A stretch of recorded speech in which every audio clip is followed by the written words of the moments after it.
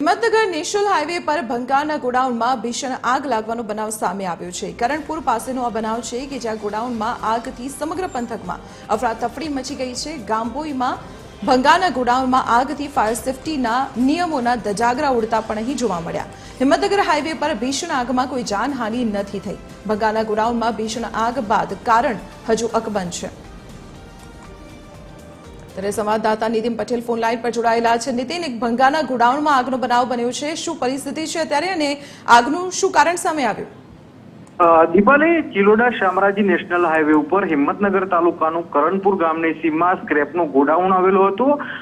Short સર્કિટના કારણે અચાનક આગ લાગતા અફરાતફરી સર્જાઈ હતી ને ઘટનાની જાણ હિંમતનગર ફાયર બ્રિગેડને કરવામાં આવતા હિંમતનગરથી 2 ફાયર ફાઈટરો ઘટના સ્થળે પહોંચ્યા હતા અને આગ ઉપર પાણીનો મારો ચલાવ્યો હતો। 2 કલાકની ભારે જહેમત બાદ આગ કાબુમાં લેવામાં આવી છે।